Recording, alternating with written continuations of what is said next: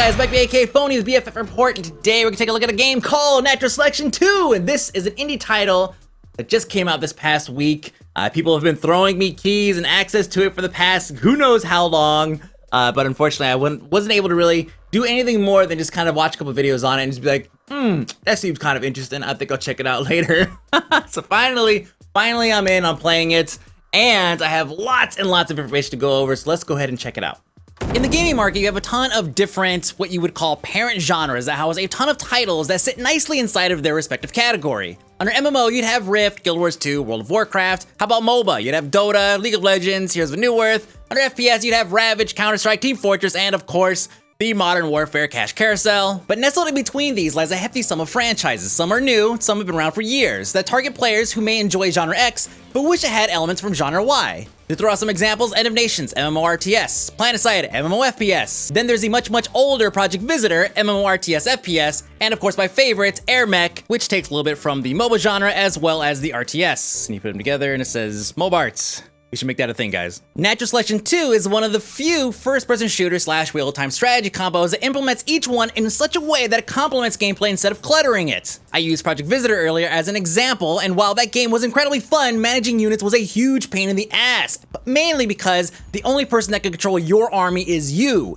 In NS2, each unit in your army is a player, and the Overseer, who is researching upgrades, dropping health and ammo, or throwing down rally points, is also a player. Having the human element embedded in almost every aspect of this game makes it interesting, fun, and also, obviously, extremely frustrating at times. Especially, I'd imagine, for the commander, because the commander is the one throwing around all the commands, or he's the one telling you guys what to do. He's on his headset saying, hey, dickhead, don't do this, go and do that. And you're gonna have people who are gonna be defiant, wanna go out and chase people down to the end of the map to try to get a kill, end up running into like a sentry gun or something and dying. And obviously because of this, his entire team suffers. But it goes without saying that the commander has the most important job on your entire team, and without him, this game would just be another Aliens vs. Predator clone.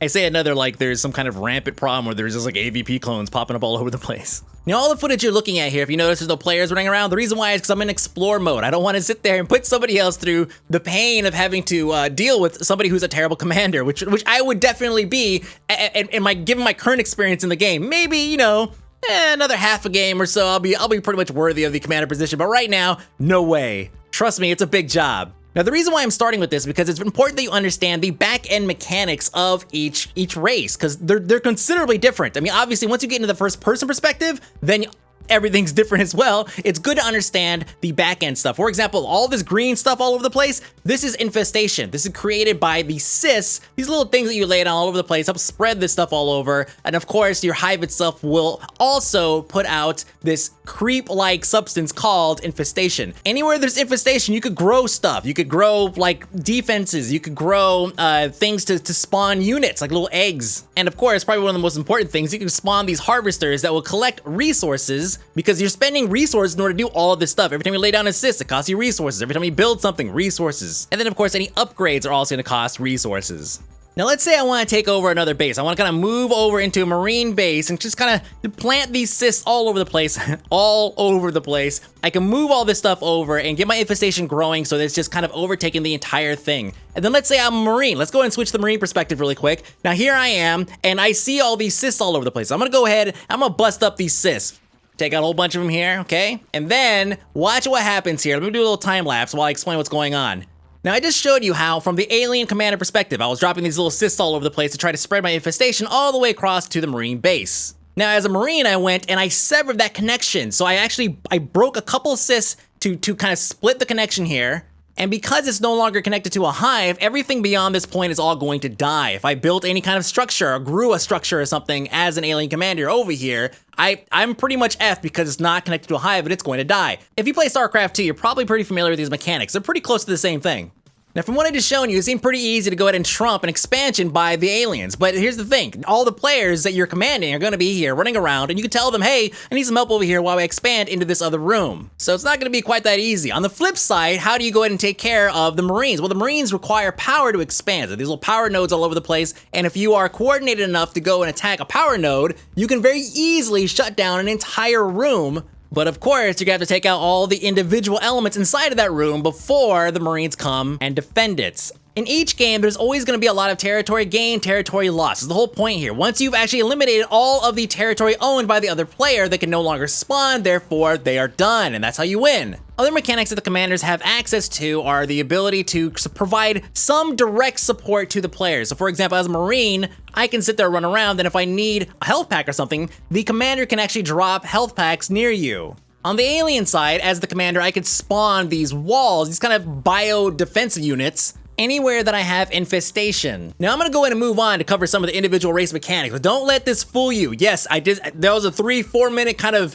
presentation on the commander position. It is so much more, there's so much more depth here that I've not even begun to cover. My personal recommendation to anybody looking to pick up Natural Selection 2, especially if you're a hardcore RTS player, I know that you probably want to jump right into the position of managing units and everything, but you want to get in there and play the first person portion of it on the rookie servers, right? There's tons of rookie servers here. I'm actually still playing on them because I want to learn every individual mechanic before I move on to some of the more serious servers where I will likely get yelled at for being, you know, a noob and all that stuff. And since I'm using my actual name, that doesn't really help me any. But seriously, the commander position is not something you're just going to jump right into when you first get into this game. You're going to have to go and experience what it's like to play as, let's start off with, the Marines. And we all know the saying, once a Marine, always a Marine. And in this game, it's exactly that. No matter what, you're always gonna be just a dude carrying a gun, or in some cases, you're gonna be wearing an exosuit. And the only thing that sets you apart from somebody else is what it is that you're carrying. As an example, if you're carrying, let's say, a welder, you've essentially made yourself an engineer slash medic, because if somebody's wearing an exosuit, you can repair that. Armor, you can repair that. Individual structures on the ground, you could go and repair those as well.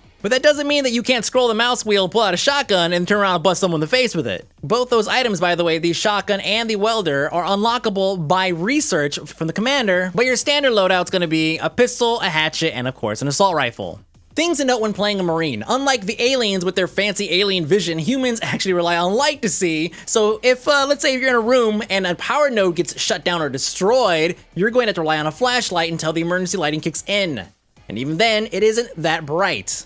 Next, the Marines have the ability to hastily expand and set up armed sentry units, like this one for example. Here I am stalking a few Marines as a Skulk, which is an alien dog-like class that can walk on walls and ceilings. And of course, we get this awesome alien vision. Hard to call it infrared or heat signature since it highlights random doors and inactive fans as well. Now they've left thinking that it's pretty well defended by these turrets, and I'm gonna jump down and destroy as much as I can, taking out the generator, the turrets. Basically, their entire little setup here is gonna get wiped out because they're obviously bad at facing. When you get turrets, face them so they're looking at each other so they can cover each other's back, guys. Just please, just do that for me. And then once I'm done here, I'm gonna go back up into the pipes and just basically hang out. They're gonna come back, take a look around, and they have to make a decision now. They could rebuild this entire little structure, little setup they had fairly quickly, but it's gonna cost them resources. And as I've mentioned before, resources are used on everything, even on a personal level when purchasing, say, a shotgun or a welder. So they have to kind of weigh their options here. Do they really want this point that bad? They're gonna wanna spawn all this stuff again for me to go ahead and jump down and destroy again? Or they're just gonna say F it, move on to something else, come back later, try again. Now the other thing that you might notice when playing a Marine, and this is really important, is that there's no iron sights mechanic. You won't be scoping with anything in the game because that feature simply does not exist. This is not an oversight either. This is a conscious decision by the developers to leave this function out completely. Now, I, like many of you, have personally become accustomed to using iron sights since it exists in pretty much every FPS release in the last half a decade. And while they do give you a reticule, I'd much rather be able to look down my barrel. See, they give you an option of adjusting your FOV to some pretty extreme depths, and scoping would simply tighten the FOV while you're using it, allowing for you to more easily track a target. The disadvantage is, of course, that you lose your peripheral and leave yourself open to flanking attacks, and being swarmed by skulks is not an uncommon thing in this game. This wouldn't be a Marine-only mechanic, by the way. Aliens have ranged abilities as well that could benefit from using iron sights. So yes, I'm a little bummed to see that it's missing, but I guess if nobody can use it, then nobody has the advantage or disadvantage, right? Sure, that sounds good. All right, let's flip things over to the alien side. Now, you start off as an egg. You initially spawn as a Skulk. Now, the eggs are necessary for you to spawn somebody, so if there's no eggs left on the map, then the aliens are probably gonna lose, right? So you start off as a Skulk. From there, you can evolve by consuming resources into a Gorge, a Lurk, a Fate, or an Onos. And Onos is kind of the equivalent to the mech, except the Onos has a much, much nicer ass. Look at that thing.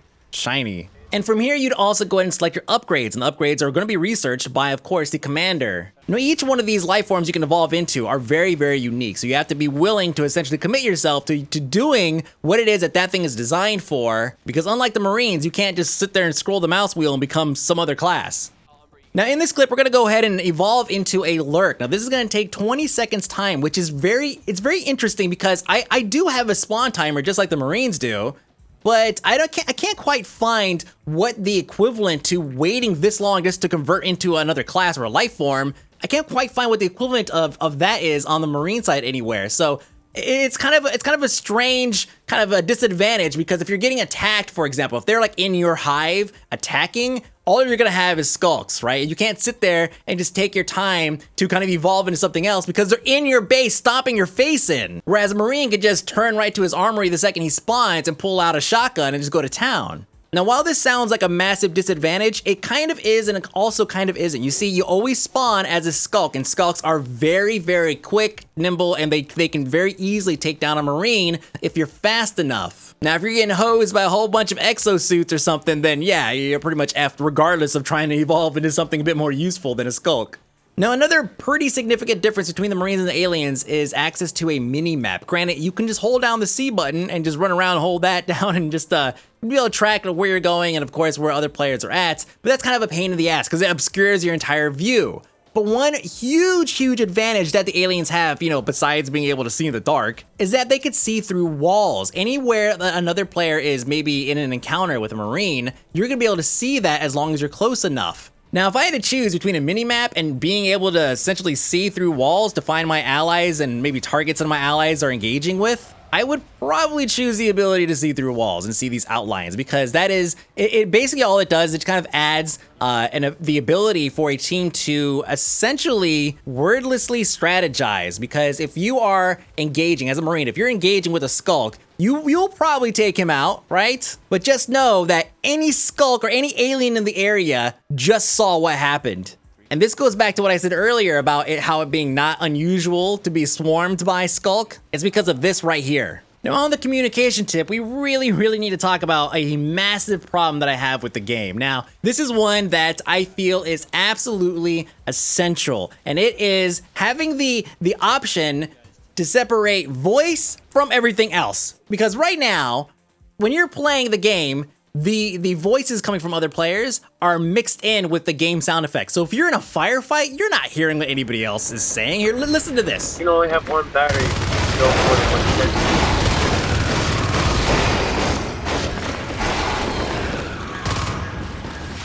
As you can see, it's very difficult to follow what's going on, especially in the midst of a firefight. Granted, in real life, I'm sure in the middle of a firefight, it's kind of hard to take commands, but here's the thing though, you would still at least be able to hear them because you'd have an earpiece in, so at least all the commands would come in loud and clear. Obviously, if you have a USB headset where you like to actually redirect the voice audio to your headset and have maybe the game audio coming from some other source, you're completely assed out as well. And that kind of sucks, and I have a feeling that people that play this like on a team are gonna be using Skype, Vent, TeamSpeak, Mumble, anything other than the in-game voice option, which really sucks because those people are now going to basically not communicate probably at all with other players on the team who are using the in-game voice. And the main reason why is because it's essentially just not up to standard. But I'll settle for just simply a slider to control voice separate from sound effects. I'll be okay with that. Now, some of you guys may have noticed while I'm in here looking around trying to pick out which race I want to go ahead and start with, that there is a spectate mode. Yes, this game has spectator view, and it's not that bad. You could just fly around freely, you could jump between players, you could do all of this stuff just very freely and easily. It's kind of nice that you have like no clip where you can basically move all the way out, view the entire map, and then zoom in on whatever portion that you want and to kind of catch some of the action and all of that. It's not a bad feature at all. As a matter of fact, it's even more robust, I feel, than the actual commander slot, because you have all of this information at the bottom of the screen. It's very easy to read, a very familiar layout if you've ever played any MOBA or RTS for the most part. But honestly, I have no gripes about this. This is a great start. It's actually fairly robust. There's a lot of options here. You can see all the information on both sides right here on the screen. And honestly, it kind of makes for a pretty good tutorial, right? Because right now the game doesn't have any kind of hand-holding whatsoever. You're gonna get right in, and you just have to hope that the people who are in the rookie servers are actually willing to work with somebody who is an actual rookie, which in my experience, I've played several games, only one had a couple of dicks in there where honestly they were just they were mad because people didn't know what to do. And it's like, you're the ass who decided to double click on rookie server, so you have no one to blame but yourself. But this tool really actually kind of helps me kind of have an idea of the flow of how both sides function. And I highly recommend jumping into a server and using it if you want to kind of get more of a kind of an overseer perspective on how the game works. And the last thing we have today is actually fairly simple. It actually has Steam Workshop support, which means you're gonna start seeing a lot of maps being ported over from like Natural Selection 1, custom maps made by people. You're gonna see mods. I've already seen tons and tons of like reticule mods. There's even one that allows the Gorge to, whenever it goes to heal somebody, it spews out like hearts. There's all kinds of mods you're gonna see come out over the next several months and over the course of its lifespan here that are very easily installed by simply clicking on a button on Steam Workshop and then jumping into the game and loading it up. And you guys know me with Trials and with Torchlight 2, and obviously with the history with like Marathon and Doom and all that stuff. I mean, I love me some moddable games because users come up with some of the weirdest stuff that is sometimes it's so fun to get in there and just be like, sweet, I've always wanted my BFG 9000 to bring down a hailstorm of giant purple dicks. Next week, I have probably a mech game. I'm not quite sure which or what, but it might happen next week. I tried jumping into, for example, MechWarrior Online, and its current status is not, it's not necessarily ready. I'm enjoying it, but it's not necessarily ready, in my opinion, to really cover. Then of course we have Firefall, which is not a mech game, but we have Firefall, and I'm waiting for the big PvE patch, the big one, right, to come down before I jump and check that out. And then of course there's Hawken, and I'm just waiting for another beta for that to come out that I can actually jump into and check it out. Oh, that's right, there's War Z. The War Z, I'm gonna be playing that all week long, ish, with Shizzle to kind of get a gist of the game and everything. I might do some coverage on it if it's ready this coming Monday. So stay tuned for that, and enjoy your week.